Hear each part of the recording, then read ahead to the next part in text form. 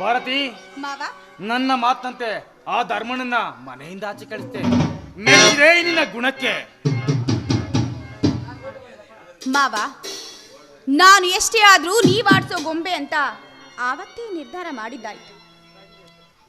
ನೀವು ಹೇಗೆ ಹೇಳ್ತಿರೋ ಹಾಗೆ ನನ್ನ ಕೆಲಸ. ಮಾವ, ಇದರಿಂದ ಏನಾದರೂ ನಾಳೆ ದಿವಸ ನನಗೇನಾದ್ರೂ ಹೆಚ್ಚು ಕಮ್ಮಿ ಆದ್ರೆ ಏನ್ ಮಾಡೋದು ಮಾವ? ಭಾರತಿ, ಆತಂಕ ಬೇಡ. ನಿನ್ನಿಂದೆ ಯಾವಾಗ್ಲೂ ನಾನಿರ್ತೀನಿ. ಈಗ ಮಾಡಬೇಕಾದ ಕಾರ್ಯ ಏನು ಗೊತ್ತಾ? ಆ ವಿಜಯ ಸೀತಾಳನ್ನ ಮನೆಯಿಂದ ಆಚೆ ಹಾಕ್ಬೇಕು.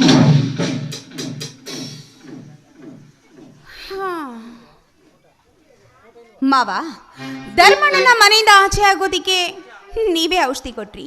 ಇನ್ನ ಈ ಸೀತಾಳನ್ನ ಆಚೆ ಹಾಕೋದು ಹೇಗೆ ಮಾವ? ಭಾರತಿ, ತಗೋ ಈ ಫೋಟೋ. ಈ ಫೋಟೋ ಸಹಾಯದಿಂದ ಮನೇಲಿ ರಾಧಾ ಅಂತ ಎಪ್ಸು. ನೋಡ್ತಾ ಇರಿ ಮಾವ, ಈ ಫೋಟೋ ಇಟ್ಕೊಂಡು ಅಶೋಕ್ ಸೀತಾಳ ಮಧ್ಯೆ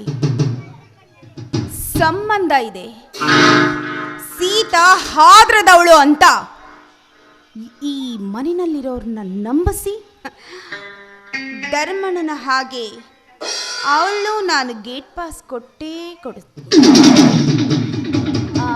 ಮಾವ, ನಿಮ್ಮ ಕೆಲಸ ಮುಗಿತು ಅನ್ಕೊಳ್ಳಿ.